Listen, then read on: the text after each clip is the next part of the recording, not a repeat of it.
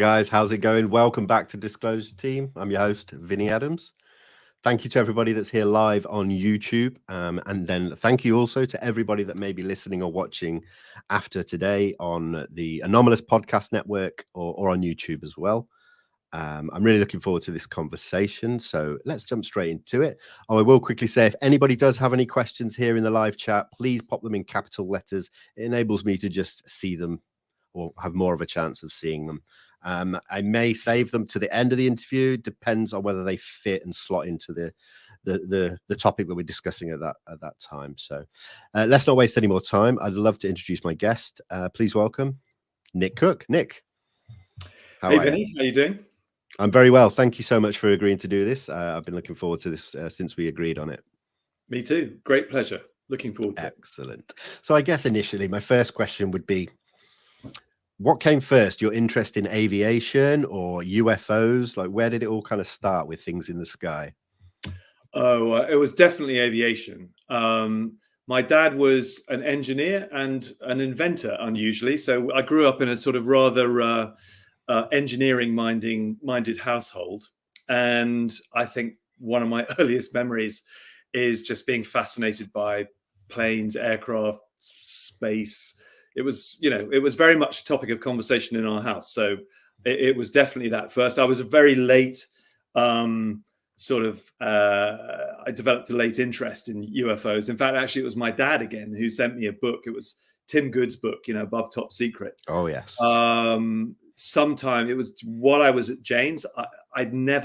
Jane's Defense Weekly, which is the magazine I worked at for quite a long time. Never given them really any thought up until then, but that sort of tweaked my interest in the subject. Excellent. Any sightings at all over the years of your own? No, never. Well, not a UFO that most people would distinguish as a UFO. The closest I ever came to seeing anything really unusual was something that I saw outside Area 51 back in a long time ago, 30 years ago, 1992. So we can talk about that if you like, but it was a sphere of very bright orange plasma-like light, and it was certainly wasn't an aeroplane. So we can chat about that. Yeah, absolutely. That's great. But let's take it back. You mentioned Jane's Defense Weekly. So, how did you go from an interest in aviation to actually writing about it for such a, a well-established publication? I guess I was lucky, really. I got some lucky breaks. I left university. I had a degree in Arabic and Islamic studies. So that had nothing to do with what I went on to do. Graduated in the early 80s. So I'm one of those people. I knew I had to go into something that would really engage me. I just, I couldn't do something unless I was passionately engaged in the subject matter. And as we've already said, I had a long-standing interest in aviation. So I thought, well, I want to do something to do with aerospace. But I didn't have an engineering degree, so that ruled me out of that. Maths is not my strong suit. And so actually, it was my good old dad who said to me again, have you ever thought about writing about the subject? I had never thought that was a possibility. But at that point, I thought, yeah, actually, that's a great idea. I like the idea of that. So at that point, I just approached a number of different magazines. In fact, once, half the battle is knowing what you want to do. And then when you know what you want to do, you can target your interest. And I relentlessly targeted a number of publications. And in the end, I got a job with a very, it's not well known at all, but it was a trade publication called Interavia. It was based in Geneva, but it had a UK office, and they gave me the job. They said, we'll give you a trial. And that was in 1983. And in 86, Jane's Defense Weekly offered me a job of a reporter. And the following year, I was given the aerospace editor's job. And that was great because it was a real step up. That was quite a, Jane's back in those days certainly was quite an investigative journal. We sort of like to think we kicked down a few doors, and it was a very good, fun, solid journalistic organization to work for. Excellent, yeah. And did it help you forge relationships with people within the aerospace world and even possibly the military world? And how did that sort of benefit you? Well, it did, because a trade journal is not like a newspaper. It has this weird sort of slightly symbiotic relationship with the industry it's reporting on, and I think this is probably the same for any trade publication that reports on an industrial sector. So on the one hand, these companies will court you. They want their copy, their whatever it is that's new on their quotes radar screen to go into the publication. On the other hand, it is down to us not to kowtow or pander to them. You have to give them a fair trial in whatever it is that they do. So you kind of walk that tightrope really between, I wouldn't say I ever cozied up to them, but on the other hand, I was respectful of them. I was certainly respectful, or tried to be, of the facts. And as long as you adhered to the facts, I felt that was probably a pretty good guideline for how you should conduct your career. So to begin with, it was a very sort of ordinary kind of beat for me. I just reported on the developments of the day in the aerospace defense world, because Jane's Defense Weekly obviously was covering the military side of things.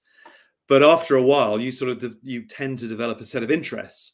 And certainly the late 80s, when did I get the job? I got the job in 86. I became editor in 87. So by the late 80s, there was a lot of surfacing stuff about black world programs. The F-117 stealth fighter had not yet revealed itself or been revealed. There was emerging talk about a hypersonic replacement of the Blackbird, deemed, rumored to be this thing called Aurora. Well, I was in the right place at the right time. I was based in London, but I had a global beat. My expense account back then was unusually generous, so I could travel and I could go and talk to people about these and other programs. And it was always America for me that was the good and fascinating place to go and really dig these stories up, because it was the place where the real technology was at. So I spent a lot of my time going to the States. Yeah, and now you mentioned Aurora there, and it's still to this day is this mythical idea of this program. But did it exist, and what did it represent? Some say it's a multitude of craft or planes under the Aurora banner. Others say it's just one craft, or it doesn't exist at all. So, are you able to help us, get to the bottom of that? Well, I don't think we should be deceived by the name for a start. Aurora appeared in the public consciousness because it appeared in a budget, a US budget, a defense, a DoD Pentagon budget book in the mid-late 1980s. It was a line item, but it was a big line item. There was billions of dollars in that line item, and there was no clear description of what this thing was, but it was called Aurora.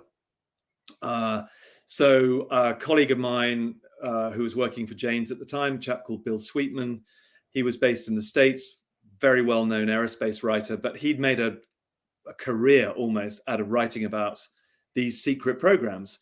And Bill had done an awful lot of digging even before that, early 1980s, about emerging stealth technology and hypersonic technology. And it was his view that Aurora was a sort of blanket name for a multitude of different programs. But the one that we all focused on rightly was this hypersonic, which means a plane capable of exceeding Mach 5 times the speed of sound, a hypersonic replacement for the SR-71 Blackbird, which retired in 1990, if memory serves. And I I believe that something was there. I think it was what they call an operational deployable prototype. So it didn't go into mass production, but it didn't need to. A handful of them were all that would be required, and that it filled a gap between the retirement of the SR-71 and the emergence of a new generation of spy satellites, digital spy satellites, that were able to provide real-time surveillance of the Soviet Union, Russia, and other places of interest. So for a narrow window of time, maybe 2 or 3 years, this thing was out there. And I got as near an admission as I'll probably ever get from an official when on his very last day in office, the head of research and development for the US Air Force, a guy called Lieutenant General George Mullner, granted me an interview request.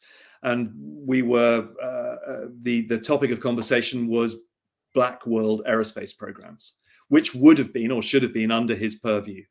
And he came as close, I think, as anyone has to saying, yeah, we sort of probably developed, or we could have developed something. I mean, I'm paraphrasing what he said, but you know, there was this sort of intermediate gap between what was retired and this new generation of spy satellites. So I took that as a yes. Excellent. You see, I've been looking recently into the Calvine case from 1990, which you know, certain people in the UFO community say that it's apparently the clearest UFO photo that's ever existed. And then there's a lot of other people that believe it to be a secret black project. So I just wondered what your thoughts were on that case. I'm by no means an expert in it. I mean, I think it did not come across my desk when I was at Jane's, but I've seen pictures of it, obviously, and I know that the Condign report has given it a certain level of respectability, if you can call it that. Yeah. I've looked at the pictures. The craft itself is very reminiscent of an artist concept that was run in Aviation Week in I think it was the late 80s. This thing looked like a diamond and was reported to be by Aviation Week very high flying and very fast. So the bit that perplexes me and makes me doubt what I see in the Calvine case is that this thing looks identical to this design that was flammed up in Aviation Week, but yet is flying at very low altitude, very slowly, clearly, because it's in the company of a Harrier GR5 or a GR7. To my mind, unless it's powered by something truly exotic, it should be falling out of the sky. So for me, I'm always ready to be persuaded otherwise, but it looks a bit suspect to me. I appreciate the answer, but I mean, it's 32 years ago. I mean, if it was, something secretive like a black project, is that a normal amount of time, or it sounds a long time for things to remain, in the dark? Is that normal? Yeah, well, increasingly, I think it will be the case. I mean, there was a round of black world aerospace revelations in the late 80s and the early 90s. The F-117 stealth fighter, the B-2. Well, B-2 was kind of semi-black. It was more dark gray than black. But the F-117 stealth fighter came out of the shadows in 1988. And then there were some various other programs were revealed in the 1990s. Since then, there's been nothing. And I think there's a very good reason for that, because a lot of officials in the 1980s put their political reputations on the line when they denied absolutely that aircraft and projects like the stealth fighter existed. And then they were proven to exist. And these officials wriggled out of it by saying, well, you didn't ask me the right question. You were asking me about a stealth fighter. Well, that's not a stealth fighter. It's actually an attack aircraft. And it wasn't called the F-19. It's called the F-117. So we didn't lie. And there it is. Well, after that, the reporter community smartened up, and they asked them questions that gave these people no room for wriggle room. But as you know, Vinny, under special access program rules and waived SAPs, you can lie till the cows come home in order to protect the secret. So a bunch of other officials since then have gone on record as saying, no, there's nothing, Aurora doesn't exist, nothing like it exists. And so they are buried and kept buried for a very long time to protect those officials. And that's why I don't think you're going to see too much in the way of revelation about buried black programs until they absolutely have to. I mean, they'll be dragged kicking and screaming, metaphorically, into the light for that very reason, because people are embarrassed. They threaten to embarrass political careers, whether they are current or retired. Yeah. Now let's move on to your book, The Hunt for Zero Point, which I think was published first in 2001.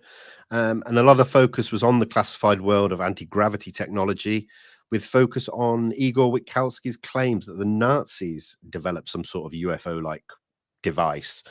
So what made you decide to go down that route with this book, and what did you discover during the process? Well, Igor Witkowski and some of the German stuff did get some attention when the book came out, and to a degree still does. But that's not why I set out to write the book. In fact, actually, in the book itself, I say that the Nazi stuff is a really annoying distraction, but I can't ignore it because it keeps on popping up. So I have to address it. And that was true. It was an annoying distraction. The real thing that I wanted to write about was, it stemmed from an article that came across my desk saying that the US aerospace industry had looked at and had started to develop anti-gravity technology in the late 1950s. But by the 1960s, early 1960s, there was no reference anymore to this very public discussion in the late 1950s by very reputable aerospace companies, that some of which were still are household names. Lockheed, Boeing, I think, was in there, Convair, well-known names. So I think, to begin with, God, this is really hokey, and I'm sure there's nothing in it. But I made a few calls, and I called a few people I knew in the Lockheeds and the Boeings, and I said, look, this is sort of crazy. It's a slow month. I'm just running a few checks, but this article came across my desk. It's a contemporary article from 1956. Could you check it out for me? And I had sources and contacts in. Actually, it was a very low level approach I made mostly through the public affairs organizations of these companies. And it wasn't until one of them came back to me and said, actually, we'd really rather you didn't dig into this. Wow. That I thought, well, okay, now, if I wasn't before, but now I am, thanks very much. And actually from then on, that's the theme of the book was, I'm going to go on a journey to find out what I can find out about what I deem to be the most secret thing I could conceive of in the aerospace and defense world. And I'm doing that because through this job at Jane's Defense Weekly, which was like my passport into the world of the deeply respectable world of aerospace and defense, there were very few, I don't think there were any doors that were closed to me. I could interview, senior members of the Pentagon. I could interview senior members of the UK MOD. I could interview government ministers. So why don't I just use this opportunity, because I don't think I'm going to be in the job forever, to just ask questions about this really taboo. This is 25 years ago. So this subject where we're all talking about now, you couldn't breathe this in polite company 25 years ago for fear of being, carted off. So So I kept these questions very low key, but I sort of jotted it all down, and I just said to myself, however long it takes, let's see where it goes. I wasn't intending to write a book even, but after about 7 or 8 years, I thought, God, actually, this is quite interesting, this journey. It's taken me into some very interesting areas. It's taken me into places, parts of NASA I didn't know existed, parts of, the skunk works I didn't know about. And I just wrote it up. And along the way, there was this, as I said, this rather annoying, persistent sort of Nazi legend that kept on popping up. So I thought, well, I've got to go and deal with that as well. But it was interesting because it opened up the world of an individual called SS General Hans Kammler, who was in charge of all Nazi Germany's secret research programs at the end of the war. And at the time I was looking into Kammler's career, which was exotic, weird, unpleasant, and extraordinary, there were many conflicting accounts of his death, and a bit like those conflicting accounts of anti-gravity stories in the late 1950s, where you've got that level of sort of pushback. You think, well, actually, there's something here. So what did happen to Hans Kammler? Where did he go? Did he do a deal with the Americans? Did he do a deal with the Russians? So it led me down that rabbit hole. And along the way, I met Igor Witkowski and came across the story of the Nazi bell, and da-da-da-da-da-da. So what is Die Glocke, in your opinion? Oh, in my opinion, we hear that it's like a UFO, and then that they fly it down to Antarctica and all this kind of stuff. It's taken on a life of its own. I mean, it's amazing. That story has really burgeoned, no, for me, in the Hunt for Zero Point, I say, look, this place where the bell, and I think there was something there. There was a program. There was something happening in this location, which was in southern Poland, near the city of Breslau, as it was in German days. But the site itself, which was an SS-run secret weapons site, in the middle of it is this thing that people have called the henge. I think I may have referred to it as such in the Hunt for Zero Point. But I say, this construction looks awfully like the base of a cooling tower. It's not, doesn't look like an anti-gravity. Well, it could be an anti-gravity test rig, I suppose, and that's what Igor Witkowski conjectured it was. I said, but given this place is a very secret site, it unquestionably has links to Germany's secret nuclear program at the end of the Second World War. It is either something truly exotic along Igor's lines, or it is, I think, more likely to be part of Germany's nuclear program, to do with the separation of nuclear isotopes for a weapons program. As I said, that henge thing looks like the base of a cooling tower. You get cooling towers all over nuclear sites. And, the jury was kind of slightly out when I wrote the book 20 years ago. I'm absolutely convinced it was to do with their nuclear program today. I don't think it has anything, sadly, nothing to do with an anti-gravity program. Cool. I am in total agreement with you on there. I have these conversations with a lot of different friends and colleagues, and especially Graham Rendell, who wrote the recent Foo Fighters book, and he tackles the Germany aspect of things in that in a lot of depth. And there's just nothing there. There's just no evidence. There's hearsay and stories, and it's very difficult. It's intriguing from that point of view, because there is a lot of sort of circumstantial evidence. There are Germans who've come out of the woodwork who said, I worked on a saucer program during the Second World War. But there is absolutely no, well, as you've just said, Vinny, there's no smoking gun, which is, it's strange. But, I try to follow evidence and see where that evidence takes me. And as I said in the Hunt, it took me everywhere and nowhere when I was doing the investigation, but nothing that led to a German disc program, an anti-gravity program, anything like that. Yeah. So during your time looking more into the UFO side of things, I'd be interested to get your thoughts on the Roswell incident. Do you believe that it could well be an object of non-human origin, or do you lean more towards the sort of prosaic Project Mogul, some kind of balloon?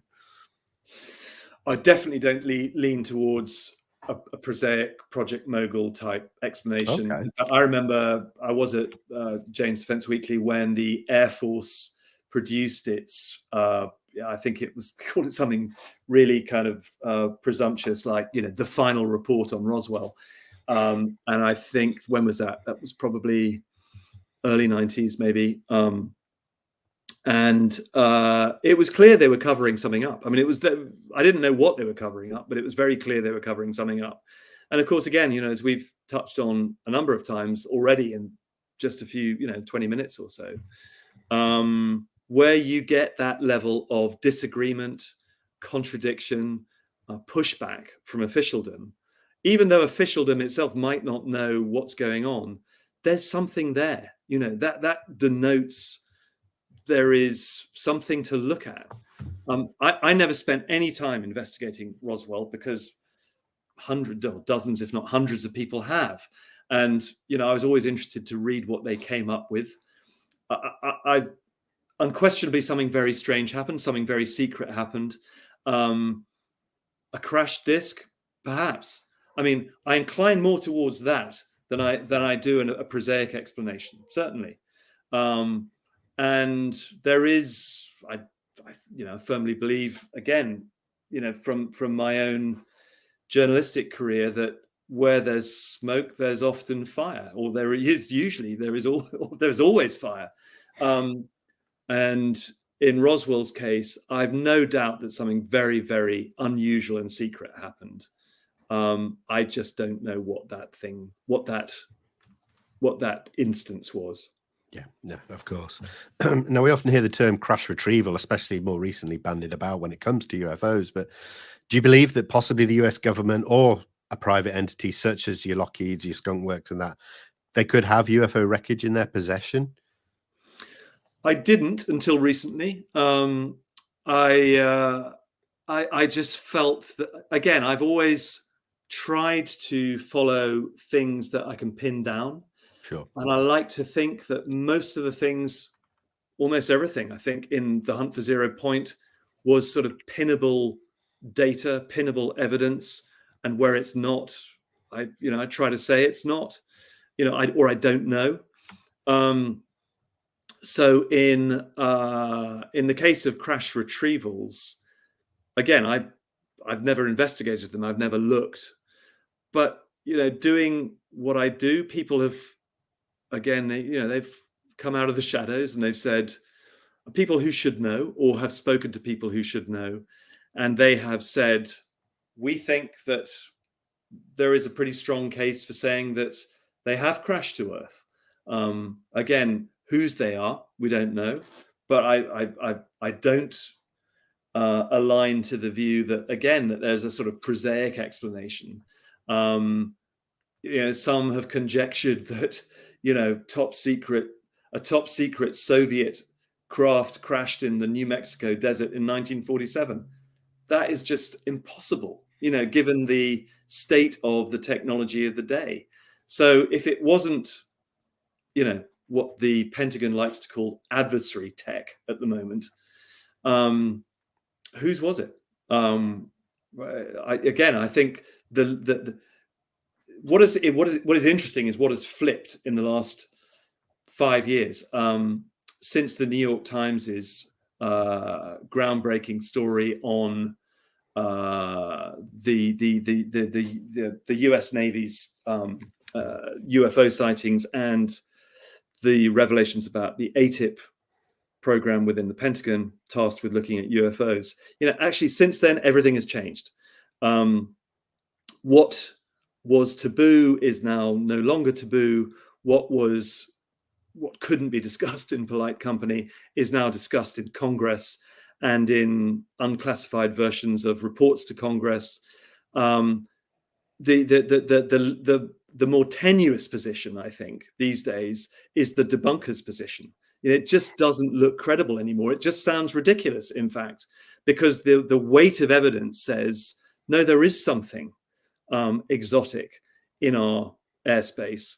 And whilst we don't know what it is yet, it defies all of those logical, rational explanations that debunkers like to say, is the more likely, or offers the more likely explanation. Birds, balloons, swamp gas, and adversary tech. Some of it is that stuff, but another thing I like to say is it's very easy to debunk one point of evidence, a single data point. But actually what you have to do is, if you want to be credible, is you need to debunk the whole lot. And there's just too much evidence these days that's out there to say that this is a phenomenon that is prosaic, dull, and we shouldn't be paying attention to. It's quite the reverse of those things, as Congress is now telling us. Congressional panelists who grill defense officials are telling us those old tropes are no longer acceptable. You've got to do better than that. Yeah, indeed. I'd love to get your take on a lot of the cases that we've heard in the last few years are relating to, and I hate the word when it's associated, but drones and these objects that are hovering over these Navy fleets for really long periods of time, more than any kind of commercial drone could possibly do. But with the history of UAVs, like the RQ-180, which is not really a drone, same with the X-47B, these unmanned vehicles, could these be like a next generation unmanned aerial platform that they're testing, or do you still lean towards it being more unexplained than that? Well, I guess I fall back on the same arguments that were put forward, in the early days. Well, no, in before these, we were talking earlier about these black world stealth programs, and there would be sightings of something in the skies, over the desert southwest of America, and people would conjecture, is it a stealth platform that's being tested that's secret, or is it something else? Well, quite often these things were sighted over cities, the Phoenix Lights, or some other quite dense population center. Quite often people would report them over Las Vegas, for example. It is insanity to test a top secret aerospace vehicle over a city. It would be insanity as well to test a top secret drone against your own side. I suppose there's probably a smidge of a possibility you might want to do that to get some kind of reaction, or test the reaction time of your of kind of friendly adversary, if you're the Air Force and you're putting this thing up against the Navy. But it's extremely unlikely, in my view, and it's unlikely to vanishing, in my view, that you would, for example, fly a top secret drone over a nuclear installation. Who's going to do that? I mean, it risks being shot down or disabled in some way, and then the tech is exposed. So again, whilst some of these instances may point to drone technology, again, if you look at the body of the evidence, all of it, what you're getting back from that is, a massive question mark. It's in fact more than that. It's everything I know from a career in aerospace technology investigation and evaluation does not stack up against what people are reporting. So therefore, I have to think again. Prosaic explanations don't cut it. And, thank God for the New York Times again, and its article, its December 2017 article, which really enabled everyone to talk about this stuff in sort of open source company. It's very liberating, and it needs to be, because, you know, if commentators are having difficulty, think what it's like for a pilot, you know, a military pilot who comes up against one of these things, who just can't talk about it because it's taboo. Yeah, absolutely. Now, I recently had a conversation, an interview with David Marlowe on Black Triangles, and he brought up the TR-3B, which it's kind of the bane of my life. I forever hear that phrase bandied about when anything triangular is talked about in ufology. But you know, he mentioned that it all comes down to the word of one man, Edgar Fouché. Did that name or phrase TR-3B ever come across? You know, did you ever come across it in your work over the years within, you know, aerospace or military conversations? Yeah, it did, but in a wholly different context. Okay. The very first time I heard it, it was a designation that was pinned on a putative, if I recall rightly, reconnaissance sort of sibling of the F-117. That there was and I think again it might have been Aviation Week or a very diligent investigator down in Texas called Steve Douglas. It might have been him who had photographed an aerospace platform looking very stealthy, but was clearly very conventional. I mean, it was just flying very conventionally. That he or someone like him dubbed the TR-3B. Since then, a bit like Aurora, I feel for me, it's been very unwise to get hung up on titles, because they take on a life of their own, and they come to describe, in the end, anything you want it to describe. You know, so if you're an anti-gravity proponent, oh, it's a TR-3B, and it was built by humans. If you're a stealth aircraft proponent, oh, it's a stealthy aircraft platform called the TR-3B. So I tend to avoid those the designations themselves. When it comes to exotic technology, propulsion technology for terrestrially designed aircraft, again, I'm back where I was at the end of The Hunt for Zero Point, and I don't want to, you know, if anyone's still out there tempted to read it, I don't want to throw in too many spoilers, but, you know, I do say at the end of The Hunt, which is this, more than anything else, it's my journey through a sort of a dark and unfamiliar landscape, which is the world of classified aerospace development, insofar as I was able to navigate it. And at the end of the journey, I go, there's no smoking gun. You know, I wish there were. I wish I could say I found the anti-gravity program that's buried 10 levels below the Lockheed Skunk Works, but I didn't. And I think there's some very powerful, and again, it's detailed in the book, very powerful circumstantial evidence to show that a program could exist. But did I find it? No. Found lots of other stuff, but now, just sticking with anti-gravity, one name that I keep coming across, and there's very little information I can find, is Ning Li. Is there anything you can tell us about her work? Because it all just seems very mysterious, because it sounds like she was at the forefront of, you know, anti-gravity studies, at least. Yeah, I met Ning Li. Wow.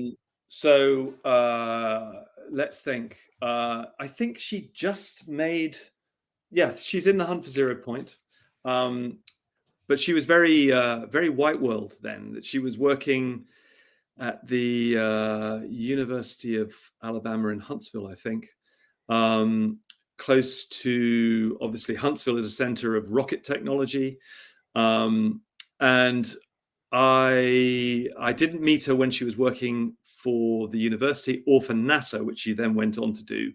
But she was doing some quite interesting experimentation in rapidly rotating superconductors, and noticing, as did a number of other experimenters, that there were some anomalies associated with these devices, which appeared to show a reduction in gravitational pull force in the column of air, or the volume of air above the rotating superconductor, and that was on the order of sort of 3 to 5%, which, actually, when you think about it, is quite a noticeable weight drop.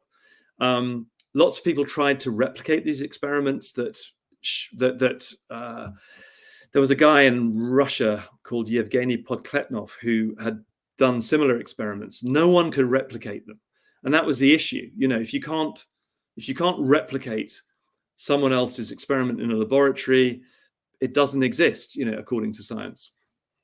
Anyway, Ning Li was amongst that generation. We're talking mid 1990s. She then got I think in 2001 or 2, she got a contract from the DoD Redstone Arsenal in Alabama for it was about $500,000, I think. And she didn't say what it was for, but by that stage, people were beginning to get very interested in something called an impulse gravity wave generator. This was not the weight reduction thing that you saw above the superconductor. What Podkletnov and others were saying was, if you shot a very powerful jolt of electricity through that distorted gravitational field, you would get an anti-gravitational jolt, a beam, a sort of pulse of anti-gravitational force, which could be used as a weapon. And it had, I interviewed Podkletnov as well. And he was talking about experiments he'd done in Russia, which was knocking stuff over at a distance of about 1 kilometer. You scale that up and you get an anti-satellite weapon. You could knock a satellite out of its orbit. So, conjecture, was that why the Redstone Arsenal gave Ning Li a $500,000 contract, was to investigate this technology as an anti-satellite weapon? Because that was sort of what Redstone Arsenal would be charged with. I met her in 2003 at a conference called, it's achieved some notoriety since, I think it was called the MITRE Corporation High Frequency Gravity Wave Conference in McLean, Virginia, Spooksville, just outside Washington.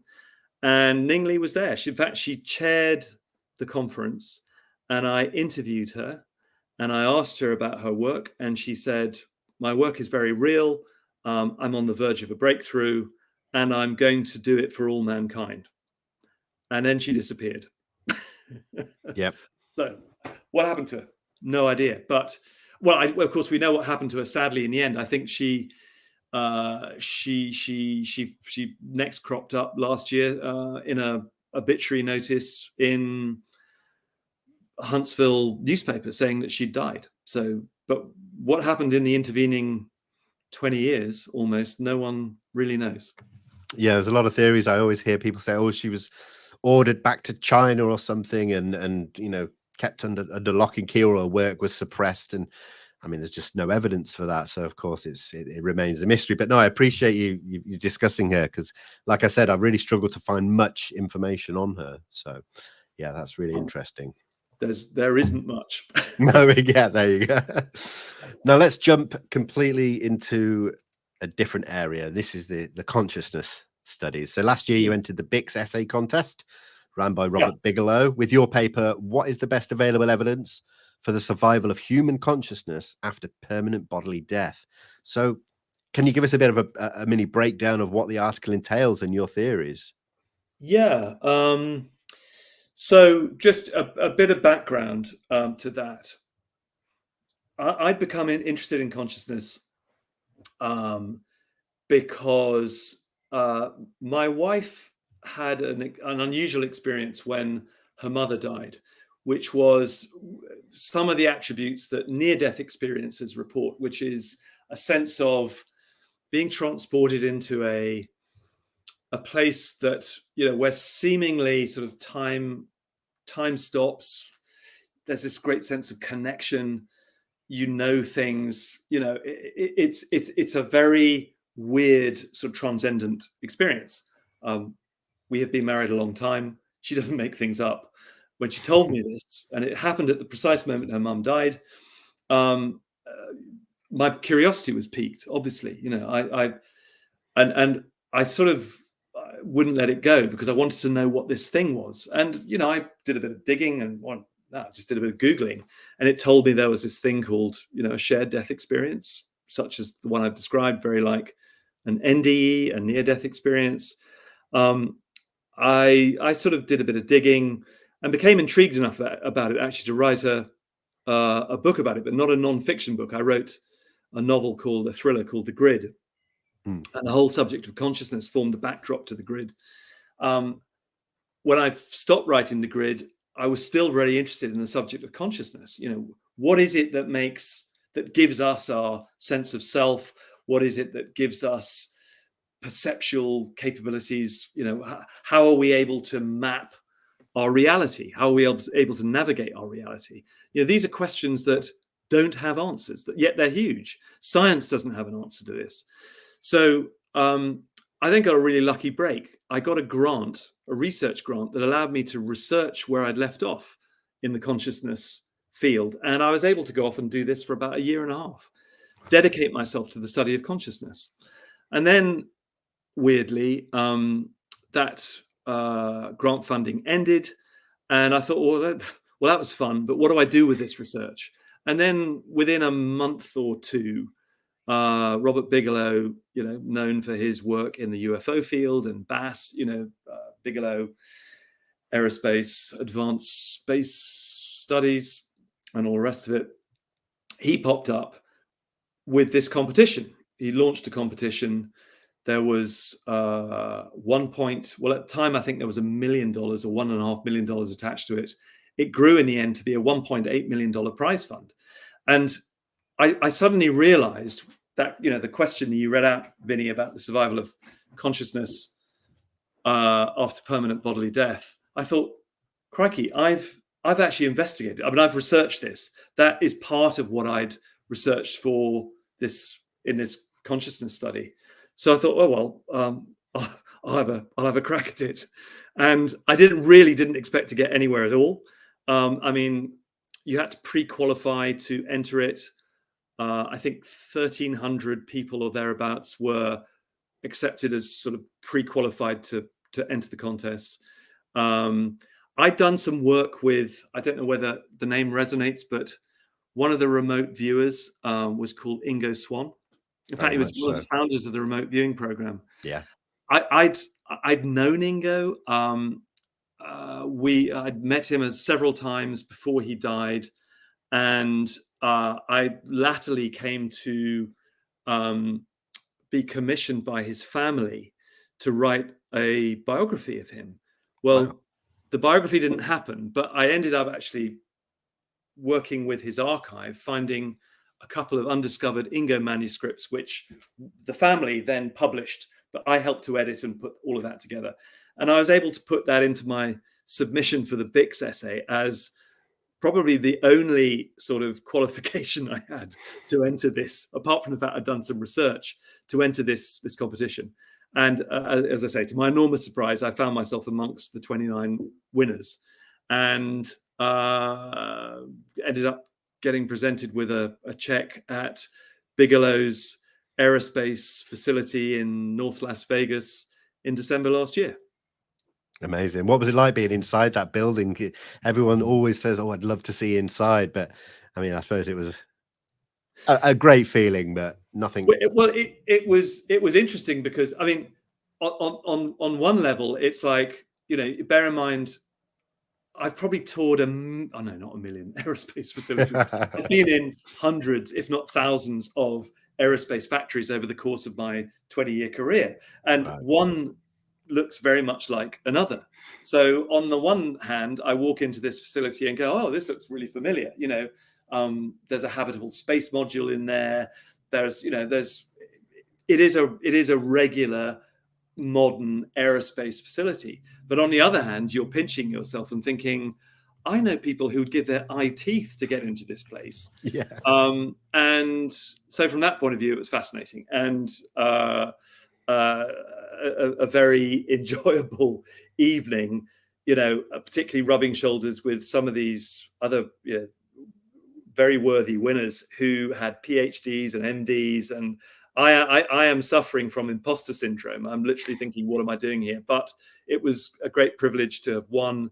It's opened up some other doors, and it also, gave me some insights into the world of ufology as well, actually, because I hadn't pre-2017, as I said, and the New York Times piece, I'd not spent a whole lot of time looking at UFOs. And I know that sounds strange because a lot of people equate The Hunt for Zero Point with a UFO book. I'd probably argue that toss, and I'd say, to me, it's not. It's the story of my hunt for exotic terrestrial technology. But by some definitions, that is a UFO book. But along the way, post 2017, when the New York Times came out with that story, I thought, well, actually, this does deserve, this phenomenon, this subject really does deserve to be looked at. And so, and I'd done some reading before that of, books by Jacques Vallée and others. I'm a great admirer of Vallée's work. I think he did some pioneering stuff. And I thought, you know what? I mean, I come from a nuts and bolts background. Was my beat. Sure. And I know so many people who've gone down the nuts and bolts road to try and decipher the UFO enigma. I thought, you know what? I'm more in the Vallée camp. I think there is a connection with consciousness. I don't know what it is, but let's start to have a look at it. So, in opening up the pure consciousness research that I'd been doing, it also gave me a sort of sideline, a sort of seat in the sidelines of the theatre on the sort of the UFO phenomenon as well. And that's been interesting because it's perhaps given me some insights into that world that I wouldn't otherwise have had. Yeah, and you recently became a research director for BIC. So what does that entail exactly? Any specific duties? Well, no. I mean, it's early days at the moment, to be honest. The formation of BICs, Robert Bigelow formed BICs just prior to the contest. So that was whenever we said it was last year. And then after that, he wanted to use the essay as a platform for further research into consciousness, but particularly into the survival aspect, the survival or continuity of consciousness after death. So I was asked, I guess it was a couple of months ago, whether I would like to be a research director of the organization, along with several other BIC's essay winners. And I said, yeah, I would like to be. This research is conducted in a spirit of openness. It is tasked, or its mission is to, try to plumb the depths of what possibly to us is the greatest mystery. What happens to us when we die, and to be a part of that, it's nothing like a full-time job at all. It's a very part-time job. Is for me very rewarding, insightful, and a privilege. So I'm enjoying the work, but we haven't got very far into it yet. Well, I suppose I should say congratulations on the essay and on the new role, but I really look forward to seeing what does come from these early days. Hopefully, it'll be something that the public will be, able to see when it's released. So yeah, really exciting stuff. Well, that concludes my questions. I do have one here, which I'll put to you from Elena Campbell. Asks thoughts on 0 point energy and pyramids. Well, I don't. I mean, there are some weird sort of synchronicities in that question. I think I said at the top of the interview that I'd studied Arabic and Islamic studies at university. I've lived part of my life in Egypt, and so I'm sort of used to go and visit the pyramids a lot. I'm very familiar with the Giza site and other ancient Egyptian sites. I've never looked into that aspect of 0 point energy or exotic energy. I'm very aware that there are questions about what the pyramids are and whether they have sort of hidden facets to them which bestow sort of exotic properties on objects, but I don't know anything about it, so I'm going to have to duck that one. So thank you for the question, but I wish I knew more about it. I don't. I do know that my friend Jay Anderson has just been to Egypt and has looked, he of Project Unity, and has looked with some other people I know at some of the more exotic aspects of the pyramids and Egyptology. And I think he'd be a much better person to ask than me. Fantastic. Thank you anyway. And we got one last question here. Who is conducting the best current research on life after death? Well, obviously, I'd love to be able to report that Bix is, but as I said, that's the Bigelow Institute, but it's very early days for the Bigelow Institute, so they're just getting up and running on that very question. There are a great many. No, there aren't a great many. There are a number of academic institutions which and institutes that do look at that subject. The SPR in the UK, so the Society of Psychic Research, is very, it's a very old society. It's been doing that very question, looking into post-death consciousness research for 150 years. That's one of the leading institutions. There are universities. The University of Virginia, for example, is tasked with consciousness research on that question and on reincarnation and the continuity of consciousness before and after death. So it's a growing field, but it's a relatively recent field in terms of its acceptability by mainstream academia. Right, excellent. Well, before we go, I'm just going to give a quick shout out. Jimmy the Earthling, thank you so much for the donation and the lovely comment. Great discussion. It's been my pleasure and it's been absolutely wonderful. Well, Nick, thank you so much. That was fascinating. I knew it would be. So yeah, thank you ever so much. Cheers, Vinny. Good to see you. Thanks for having me on. My pleasure. Thank you to everybody that was in the comments, in the live chat, for keeping it nice and mature and clean. I always appreciate that. I will be back next week. You can go over to my Instagram or my Twitter to see who I've got coming up next. But for now, everyone, hey, enjoy the rest of your day wherever you are, and we'll see you soon. Take care.